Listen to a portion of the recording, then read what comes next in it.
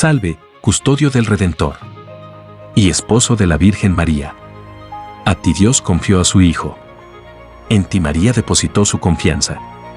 Contigo Cristo se forjó como hombre. Oh, bienaventurado José. Muéstrate Padre también a nosotros. Y guíanos en el camino de la vida. Concédenos gracia, misericordia y valentía. Y defiéndenos de todo mal. Amén. ¿Por qué los ateos están equivocados? Los ateos no creen en Dios. Para ellos hay solo objetos materiales en este mundo y todo puede explicarse de manera materialista. Dios no es necesario. Dios es irrelevante. Ahora, ¿es de verdad de esta manera? Echemos un vistazo. Veamos esta simple pregunta. ¿Por qué las personas caminan? La respuesta materialista puede ser porque los músculos se contraen. Esta respuesta no está mal. Pero, ¿esta es la única respuesta correcta? Una respuesta más coherente sería: la gente camina porque quiere ir a comprar revistas. Por supuesto. Y los ateos dirían sí. Pero tratar de comprar una revista es el resultado de un proceso bioquímico que, si fuéramos al extremo de la causa, es generado por el instinto de supervivencia del comprador. Y esta es la razón de su acción. Bueno, tal vez es cierto, pero podríamos entonces preguntar, ¿cuál es la finalidad última de la existencia del hombre? El ateo contestaría algo así: no hay ninguna razón. La vida no tiene un objetivo. Eso es cosa de religiones. No hay ningún Dios. Nunca lo hemos encontrado científicamente ni es necesario para contestar a ninguna pregunta sobre la vida. ¡Pam! Aquí es exactamente donde los ateos están equivocados. El problema de los ateos no consiste en que en efecto necesitaríamos a Dios a fin de entender el universo natural y las respuestas a la pregunta de cómo comenzó todo. Es posible que tales preguntas no puedan ser contestadas sin Dios. En esto no es donde el problema radica. El problema es más fundamental. El problema está en cómo los ateos entienden a Dios. Su noción de Dios es completamente falsa. El ateo piensa en Dios como en un ser poderoso. Entonces, ¿dónde está el problema? No parecen estar equivocados. Bien, el problema con esta noción de Dios es que incluso el más perfecto de los seres, que sería un solo ser, uno de ellos, entre muchos seres, sería una parte del mundo. Entonces parece razonable argumentar que tal ser puede muy probablemente no existir. Igual que un duende volador probablemente tampoco exista. Y esto es tan simple como el hecho de que hasta ahora no existe evidencia que los duendes vuelen. Pero esta noción de Dios como el ser más alto es falsa. Dios no es el más alto ser. Él no es un ser entre muchos seres. No es una parte del mundo. Dios es la causa de todas las cosas y no solo una de ellas. Cuando la ciencia trabaja solo investiga objetos apropiados de su disciplina. Estos objetos tienen que ser una parte del mundo. Y esta es la razón por qué los científicos nunca se encuentran con Dios. Dios no es una parte del universo, sino su primera causa. Por lo tanto, cuando los ateos dicen, no hay ningún Dios, puede que tú estés inclinado a estar de acuerdo con ellos, ya que la clase de Dios que ellos tienen en mente, en efecto, muy probablemente no existe.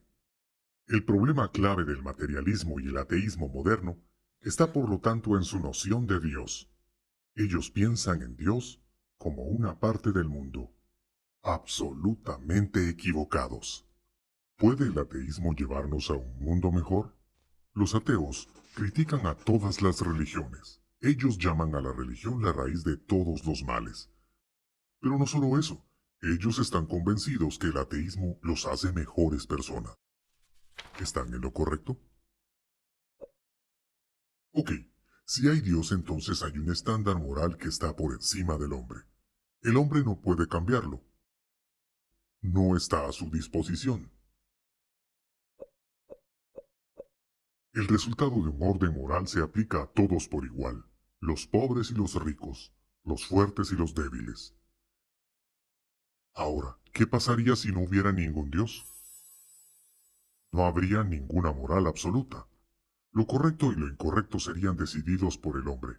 ¿Y por quién exactamente? Pues por el más poderoso. Solo el poderoso puede hacer cumplir sus estándares sobre los demás. Por supuesto, varios individuos más débiles pueden unir sus fuerzas para convertirse en el más fuerte, pero el principio básico sigue siendo el mismo.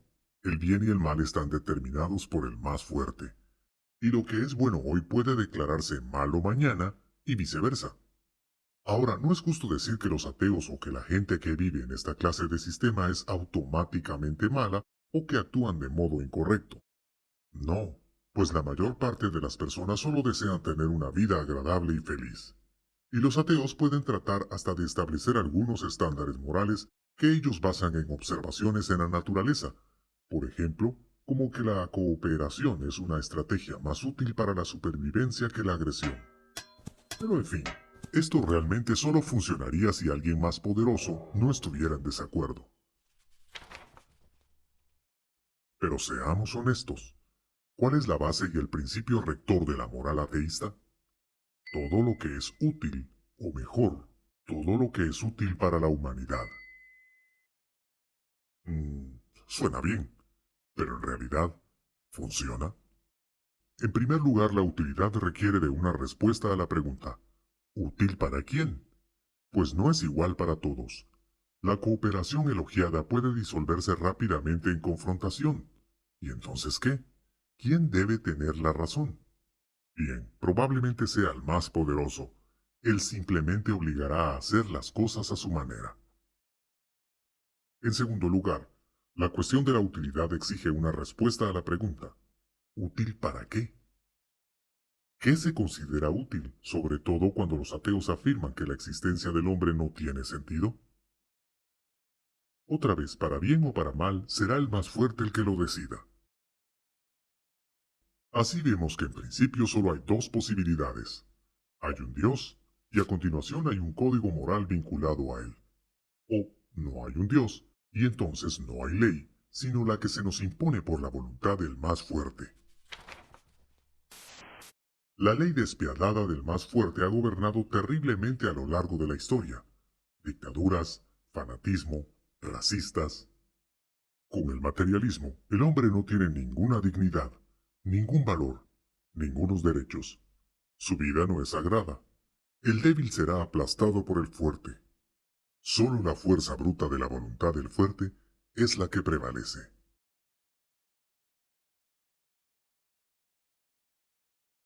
Así que sin Dios, el hombre pierde toda su humanidad. ¿Hay pruebas sobre la existencia de Dios? Si tú crees en Dios es porque estás seguro que existe. Y pueden haber muchas razones para asegurarlo. Un encuentro con Dios, una experiencia, un testimonio de fe vivido por alguien más. Pero, ¿la existencia de Dios puede ser comprobada por la filosofía? Los antiguos griegos ya se hacían esta pregunta. Posteriormente, teólogos como Tomás de Aquino investigaron más a fondo esta cuestión. Existe, por ejemplo, el argumento sobre la necesidad de una primera causa. Una causa que es el principio de todas las cosas, sin ser ella misma causada por nada. Parece complicado. Y de hecho lo es un poco. O por lo menos, si no se ha estudiado filosofía, no se está familiarizado con el lenguaje técnico. Podemos trazar el esquema básico del argumento. ¿Y qué mejor que iniciar con el significado de la palabra causa? ¿Qué es una causa? Para muestra, un botón. Un engranaje mueve a otro engranaje. El primero es la causa. El segundo es el efecto. Causa y efecto se pueden encontrar por todo el mundo, no solo en los engranajes. Otro ejemplo es la lluvia, que puede ser la causa de que una planta crezca. La corriente eléctrica puede ser la causa de que la lámpara tenga luz. Y si un padre le traslada a su hijo una antorcha encendida, el papá debe considerarse como la causa de que la antorcha encendida esté en manos de su hijo. Estos son ejemplos al azar de causa y efecto. Si los vemos de cerca, podemos observar lo siguiente. Correcto. Hay dos tipos de causas. En estos dos ejemplos el efecto permanece mientras la causa ha cesado su actividad. La planta puede crecer por causa de la lluvia y continúa creciendo incluso cuando ha cesado de llover. De la misma manera el niño puede seguir deteniendo la antorcha dada por su padre y ésta seguirá ardiendo aun cuando el papá se haya ido. Sin embargo, con los otros dos ejemplos es muy diferente. Aquí vemos que el efecto cesa tan pronto la causa no esté activa. El efecto depende directamente de la causa. Si la corriente eléctrica no se activa, la luz se apaga. Si el primer engranaje no se mueve, el segundo se detendrá. En estos dos casos el efecto depende de la causa, aquí y ahora. Ahora ampliemos estas relaciones agregando más elementos, creando lo que se llama cadena casual. Esto nos dará una diferencia más clara. Es fácil en el caso de los engranajes, solo agregamos más de los mismos. En el caso de la lámpara podemos agregar una planta hidroeléctrica y un río. El río hace funcionar las turbinas que están conectados a los generadores que provocan electricidad, y la cual a su vez hace que la lámpara emita luz. En el caso de la planta podemos agregar al sol como una causa principal. Este causa la evaporación del agua, la cual se convierte en nubes. Las nubes se condensan y causan lluvia. Y la lluvia hace que la planta crezca. En el caso del niño, podemos decir que su papá ha recibido la antorcha de su padre, la misma que él recibió de su progenitor, y así sucesivamente. Cada secuencia de causa y efecto ha sido ampliada para formar una serie de causas, a la que llamamos una cadena de causas. La diferencia de los dos grupos es ahora más visible. En estos dos ejemplos vemos claramente una secuencia temporal, mientras que las otras dos muestran una cadena de causas que dependen de cada elemento en el aquí y el ahora. Bueno, ahora hagamos la pregunta crucial. Estas cadenas causales se requieren de una primera causa, una causa que cause sin ser ella misma causada por ninguna otra causa. En el caso de la secuencia temporal no es, lógicamente hablando, necesario que tenga una primera causa. Es posible, al menos en teoría, que se agreguen más elementos a la cadena al infinito y más allá. En el caso de las secuencias contemporáneas esto no es posible, porque en estas cada elemento depende directamente o inmediatamente del elemento anterior. De hecho, su mismo poder para actuar con una causa en cualquier momento dado depende de la causa que la precede. Sin esa causa anterior no podría afectar nada. Si tratamos de expresarlo con números, podríamos decir que cada elemento de la secuencia es un cero. Solo debido al elemento anterior, este cero se activa convirtiéndose en un elemento con valor de 1. Una cadena causal de esta naturaleza puede ser infinita y sin una causa primera, en un número infinito de ceros, pero sin efecto alguno. Ahora, cuando hay un efecto, tiene que haber una primera causa. Esto es, para los seres existentes, tiene que haber una primera causa. Y esta primera causa es Dios. Allí lo tenemos, la prueba de la existencia de Dios. Aunque debemos reconocer que en sentido estricto este argumento no demuestra la existencia del Dios en el cual creemos, o el Dios de Abraham, Isaac y Jacob. Sin embargo, demuestra que es razonable sostener que hay algo que es llamado Dios.